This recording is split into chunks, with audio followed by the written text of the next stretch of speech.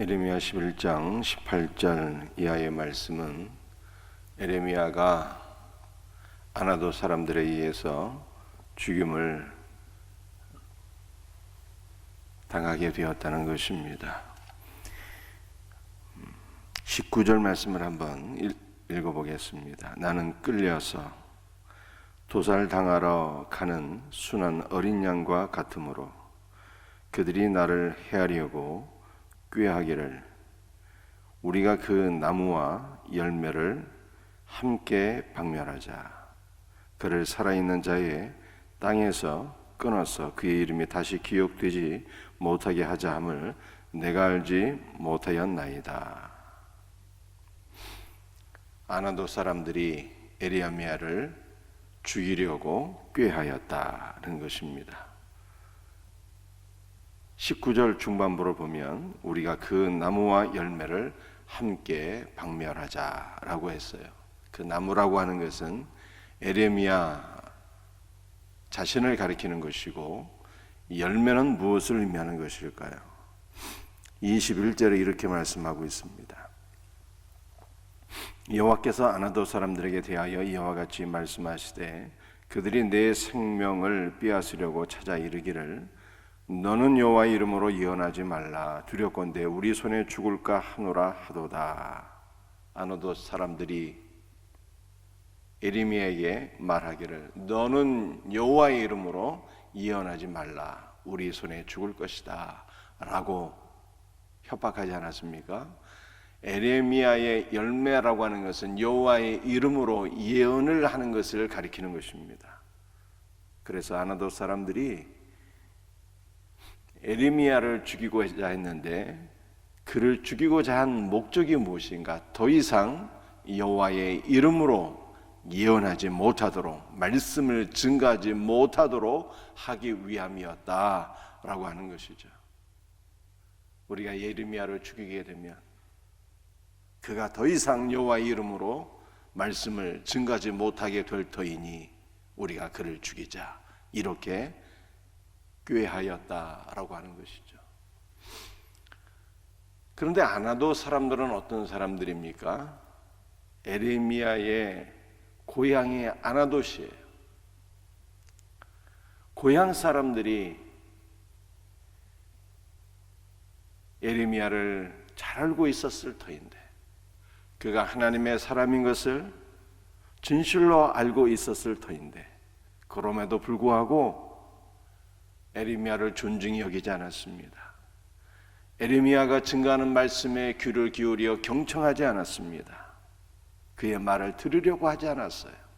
그에 대한 미움이 가득해서 그를 죽여서 더 이상 그가 하나님의 말씀을 증거하지 못하도록 했다라고 하는 것이죠. 그러므로 성경에 무엇을 말씀하고 있는 것입니까? 선지자가 자기 고향에서는 대접을 받지 못한다라고 말씀하신 것이죠. 오늘 본문에 나타나는 이 에레미야는 예수 그리스도를 상징하는 선지자입니다. 19절에 이렇게 말씀하고 있잖아요. 나는 끌려서 도살당하러 가는 순한 어린 양과 같으므로. 이사야 53장 말씀을 보게 되면 예수님의 모습을 도살당하러 가는 순한 어린 양과 같다, 이렇게 말씀하고 있어요. 이사야 53장 11절이죠. 마치 도수장으로 끌려가는 어린 양과 털 깎는 자 앞에서 잠잠한 양같이 그의 입을 열지 아니하였으며. 에레미야의 모습이 예수님의 모습과 동일한 것을 보게 됩니다.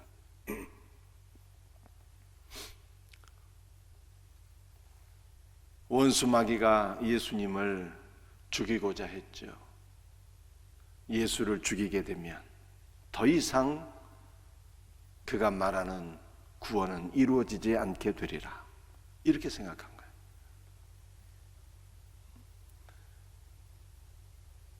예수를 나무에 달아 죽게 되면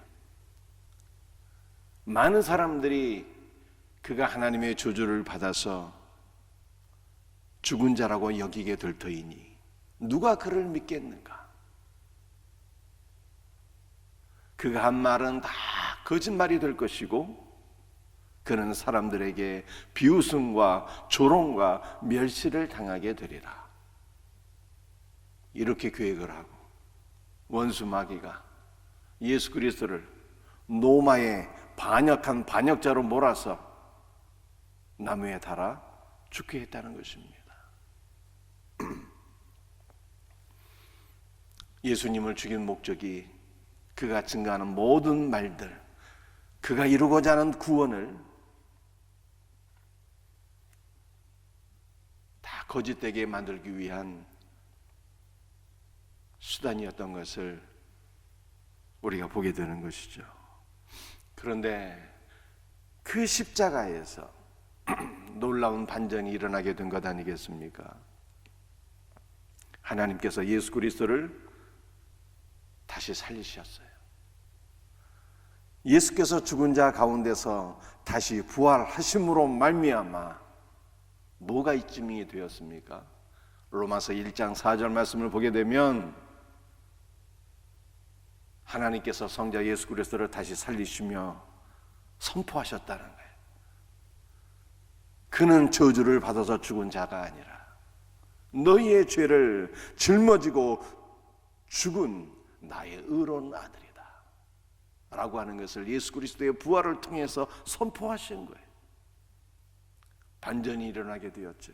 사람들은 나무에 달려 죽은 예수를 저주받은 자라 이렇게 알고 있었는데 예수께서 부활하심으로 말미암아 그는 저주받은 자가 아니라 우리의 모든 죄와 저주를 대신 짊어지시고 죽으신 하나님의 아들이요 구원자라고 하는 것을 깨닫게 되었고 믿게 되었다는 것입니다. 예수 그리스도의 죽으심이 우리의 구원을 이룬 결정적인 하나님의 역사가 된 것이죠.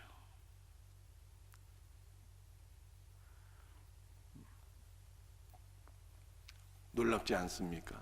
여러분들 이 놀라운 은혜가 우리에게도 일어나게 된 것이죠. 예수 그리스도의 죽으심으로 말미암아 우리의 죄가 저주를 받아서 죽게 되었고 예수 그리스도의 부활을 통해서 우리에게 영원한 생명이 오게 된 것입니다. 그렇다면 이제 우리는 어떻게 살아야 될까요? 에레미야의 삶이 우리의 삶이 되고 예수 그리스도의 삶이 우리의 삶이 되어야 하는 것입니다. 에레미야는 여호와의 이름으로 예언하고 예언을 한다는 것이 무슨 점장이가 앞니를 점치며 앞으로 되어질 일을 말한다라고 하는 뜻이 아니라 맡길 예자라니까요. 하나님의 말씀을 맡아서 대언하는 것을 의미하는 것입니다. 하나님의 말씀을 증거하는 것이 예레미야의 삶의 목적이었는데 주 예수 그리스도 안에서 부활 생명을 얻은 우리도 어떻게 살아야 되는 것입니까? 하나님께서 우리들에게 말씀을 맡겨주셨잖아요. 이것이 신구약 성경 말씀이에요. 우리가 말씀을 날마다 읽고 이 말씀을 날마다 배우며 이 말씀을 대언하는 것이 바로 우리의 사명되어야 한다라고 하는 것을 성경이 우리에게 말씀하고 있는 것입니다. 사랑하는 성도들이여, 말씀을 대언하는 것이 우리의 삶의 목적이요, 이 말씀을 대언하는 사역을 방해하는 것은요 저주를 받게 된다라고 하는 것을 성경이 말씀하고 있어요. 하나님께서 하나도 사람들을 심판하십니다. 22절 말씀이죠. 그러므로 만군의 여호와께서 이와 같이 말씀하시니라. 보라, 내가 그들을 벌하리니 청년들은 칼에 죽으며 자녀들은 기근에 죽고 남은 자가 없으리라. 내가 안어도 사람들에게 재앙을 내리니 곧 그들을 벌할 해이니라.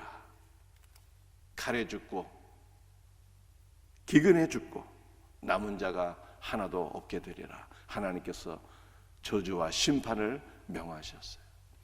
여러분들, 이 말씀은 우리가 역으로 해석하게 되면 하나님의 말씀을 대언하는 자, 주 예수 그리스도를 증거하는 자는 어떻게 된다는 것입니까? 반드시 하나님께서 은혜와 복을 주신다는 거예요.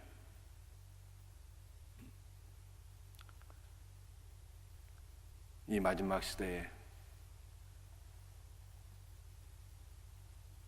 참으로 복음을 증거하기가 어려운 시절이 되었습니다.